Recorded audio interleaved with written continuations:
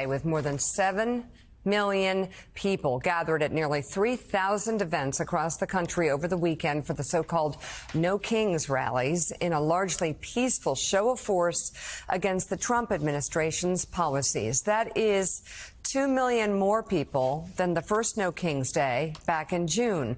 Protesters flooded the streets, squares, and parks in both big cities and small towns, chanting "No Kings in America" and carrying signs with slogans like "Democracy, not monarchy" and "Make America Good Again." In Boston, organizers say more than 100,000 rallygoers convened at the historic Boston Common, America's oldest park.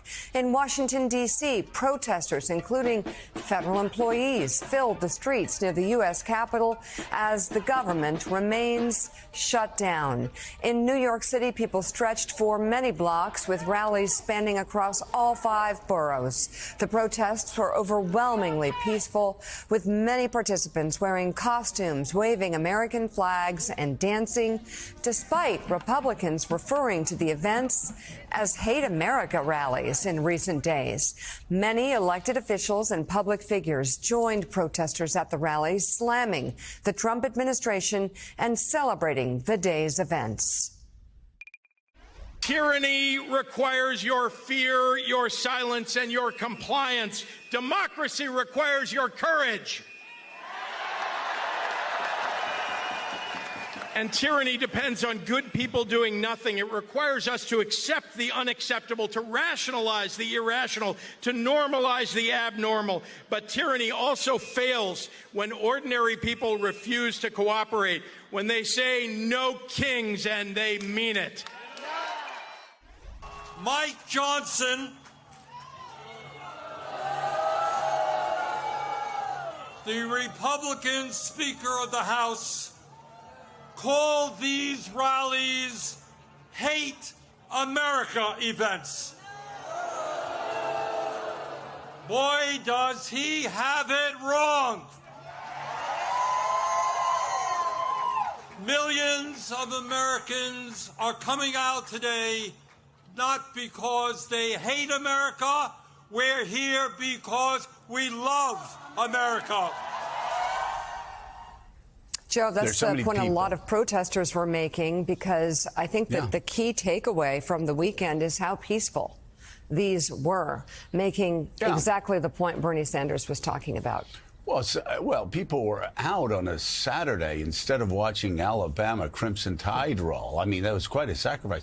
People were out on a Saturday because they love America, because they love this country. They love the Constitution. They have a different view of America than, say, maybe some people who are in the MAGA movement.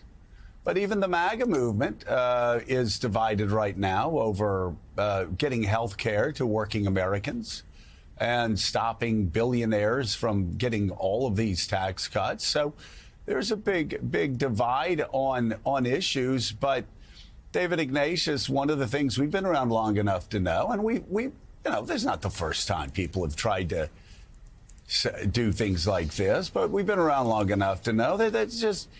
It's a very sad thing when you have one party that says, agree with us on everything, or you hate America. And so when you have the Speaker of the House and people at the White House saying, oh, these people hate America, their base is Hamas, their base, are flag burning, hating, as Jonathan Martin said the other day, you look at that crowd, there are an awful lot of NPR tote bag grandmas in that crowd. And really, for those who say, for those in the MAGA community that says, oh, no, we're not a cult, we're not a cult. I mean, can you imagine they strip it down to loving America or hating America based on who you vote for? And so since a lot of these people didn't vote for Donald Trump, then the Speaker of the House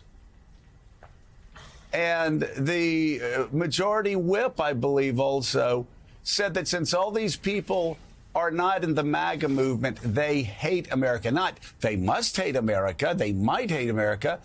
They're saying that these people that are getting out on Saturday to defend what they believe is best in America must hate America. You know, Bill Clinton didn't say that when we got out for the Million Man March or the religious march. I forget what back in '95, and certainly Barack Obama didn't say that when there are pro-life marches out there. You know, there are people that believe in things and they get out and march. The Tea Party marches. I didn't hear Barack Obama saying, "Oh, these people hate America." This is what it's the First Amendment. It's okay. And Mike Johnson, I really hope he sees the error in his way, because, you know, these are the same people who freaked out when Hillary Clinton called Republicans, half of them, deplorables. And they melted down for like 6 years. Now Republicans are just coming out saying these people who are protesting, well, just like they protest, hate America. I mean, talk about that. And we got to pull back from that. You know, I think you described this exactly right. The Republicans have tried to describe people who disagree with their policies with the very disruptive agenda that the MAGA movement and President Trump have had. That those people hate America. They're not protesting the authoritarian policies or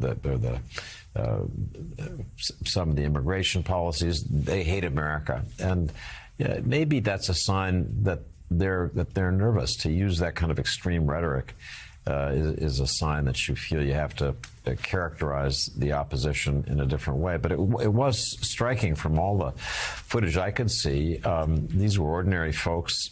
They were determined to be peaceful, to carrying flags, talking about their love of the country, not their hatred of it.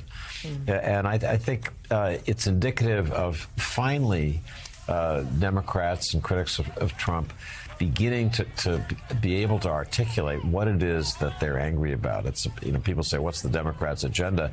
If you say our agenda is no kings, that's pretty limited. That's a good start, though. And it did seem to bring people in the streets in a friendly way. Not again, the characterization was, this is Antifa. These are people who mean to do violence and harm. They hate the country. Look at the pictures. I mean, these are pretty ordinary folks. And I think that's really the message from Saturday. Look at Grandma. I mean, come on. And they have IKEA on their posters. Mika, this is not a frightening crowd. No, not at all.